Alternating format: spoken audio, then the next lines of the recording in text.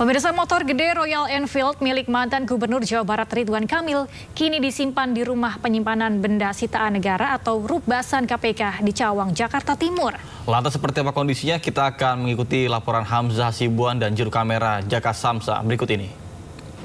Ya pemirsa, saat ini kami sedang berada di Rukbasan ataupun rumah penyimpanan barang sitaan milik negara yang dimiliki oleh KPK di daerah Jakarta Timur, di mana saat ini kami sudah melihat salah satu barang sitaan dari ataupun milik mantan Gubernur Jawa Barat Ridwan Kamil yang berupa satu unit motor jenis Royal Enfield Classic 500, dengan di sini bisa dilihat juga pemirsa bahwa terdapat nomor 0382 yang kemungkinan ini merupakan salah satu unit motor yang limited edition, di mana pihak Komisi Pemberantasan Korupsi ini menyita motor jenis Royal Enfield milik Ridwan Kamil terkait dengan kasus korupsi pengadaan iklan di Bank Pembangunan Daerah Jawa Barat dan Banten ataupun Bank BJB, di mana terkait dengan harga ini, jika melihat dari laporan harta kekayaan penyelenggaraan negara ataupun LHKPN milik Ridwan Kamil tahun 2024 lalu, terdapat salah satu jenis unit motor yang tertera dengan harga 78 juta. Namun jika mengacu dengan jenis motor yang merupakan limited edition ini, kemungkinan harga dari motor ini bisa lebih dari 78 juta, di mana kisaran harga motor ini memang berada di kisaran 70 hingga 130 juta. Sebelumnya ini KPK sudah melakukan penggeledahan di rumah mantan Gubernur Jawa Barat Ridwan Kamil pada tanggal 10 Maret 2025 lalu, dan salah satunya yaitu motor Royal Enfield jenis Classic 500 ini, di mana tadi motor yang berwarna hitam ini disimpan oleh KPK di rumah penyimpanan benda sitaan negara yang berada di daerah Jakarta Timur. Nantinya KPK juga ini akan memeriksa kembali mantan Gubernur Jawa Barat Ridwan Kamil yang terkait dalam dugaan kasus korupsi Bank BJB periode 2021 hingga 2023. Nantinya kami juga akan mengupdate apakah motor ini akan disita dan Ridwan Kamil akan ditetapkan sebagai tersangka dalam kasus tersebut. Dari Jakarta, Hamzah Hasibuan, Jaka Samsa, iNews melaporkan. Pemirsa, penyidik Kejaksaan Negeri Jakarta Pusat kembali melakukan penggeledahan terkait kasus dugaan tindak pidana korupsi pengelolaan Pusat Data Nasional Sementara atau PDNS Kementerian Komunikasi dan Digital periode 2020-2024.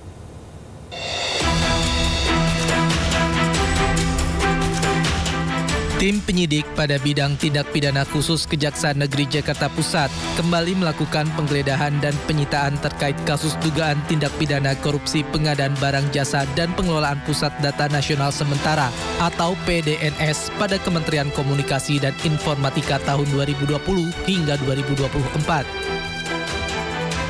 Penggeledahan dilakukan di beberapa tempat di Kabupaten Tangerang Selatan, Jakarta Pusat, dan Jakarta Timur.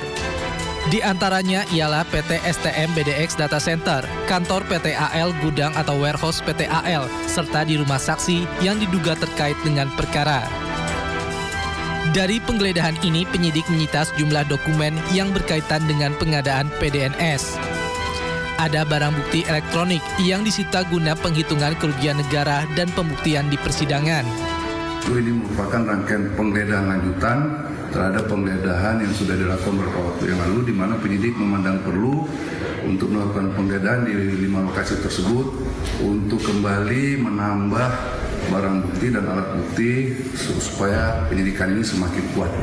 Sampai saat ini saksi yang sudah diperiksa oleh penyidik itu sebanyak 70 orang saksi, dan penyidik masih terus melakukan pemeriksaan saksi tambahan. Di samping itu juga penyidik telah melakukan pemeriksaan beberapa orang ahli.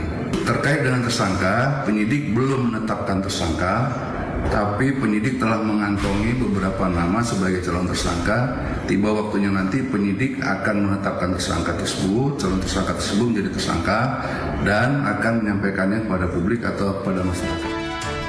Dalam waktu dekat, penyidik Kejari Jakarta Pusat akan melakukan gelar perkara untuk menetapkan tersangka.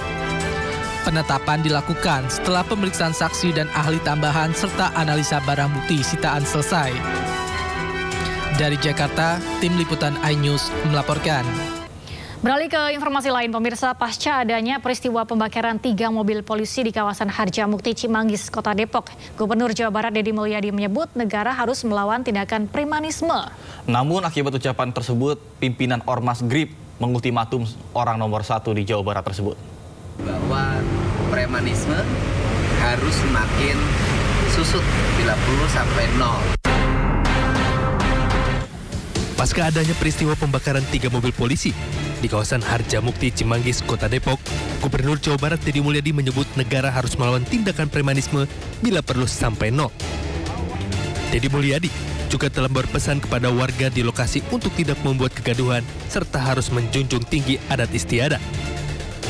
Dan dipastikan juga bahwa premanisme harus semakin susut bila perlu sampai nol. Zero premanisme, dan kita tidak bisa melakukan kebijakan itu sekaligus hilang karena tantangan pembangunan ini berat.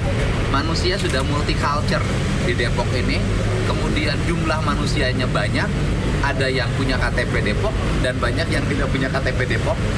Kemudian ada yang punya rumah, ada yang tidak punya rumah, dan kita mencari solusinya. Dengan saya tadi sudah titip pesan pada warga yang di sana, pokoknya di sini tidak boleh bikin kegaduhan, tidak boleh bikin hal-hal yang bersifat rusuh. Harus menjunjung tinggi adat dan istiadat masyarakat Jawa Barat yang mengedepankan semangat sili asasi.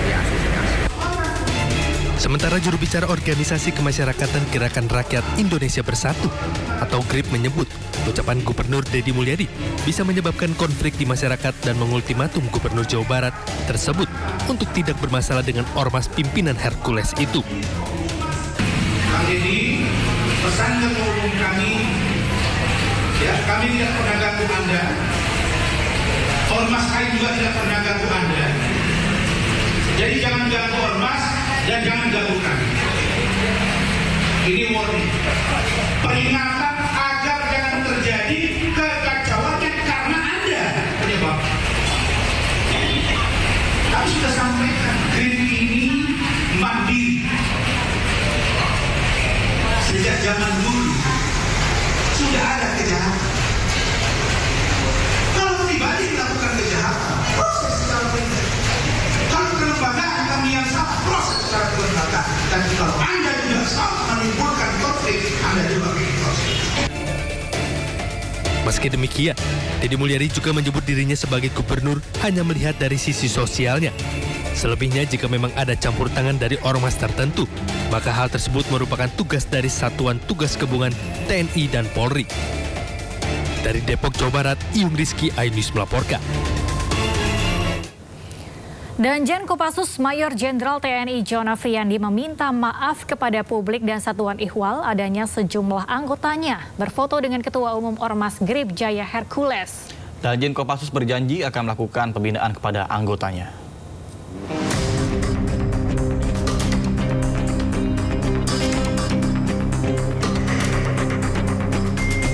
Anggota Kopassus yang berfoto dengan Hercules disebabkan karena ketidaktahuan terhadap perkembangan situasi saat ini.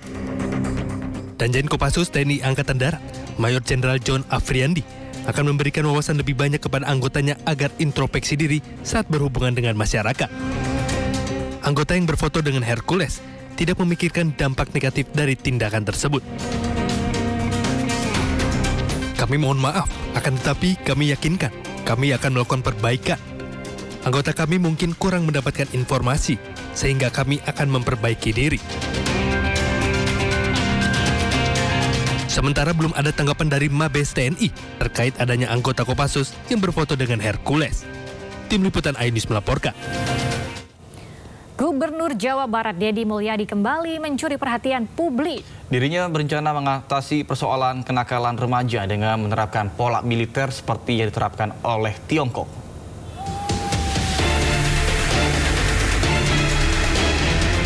Melihat keberhasilan penerapan pola militer untuk mengatasi persoalan kenakalan remaja oleh Tiongkok, Pemprov Jawa Barat akan menerapkan hal serupa khususnya di Kota Depok.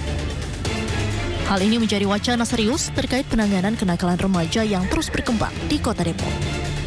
Gubernur Jawa Barat Deddy Mulyadi mengungkapkan bahwa masih banyak ditemukan kasus anak yang terjerumus dalam kenakalan berat. seperti konsumsi obat-obatan terlarang, minuman beralkohol, bahkan narkoba.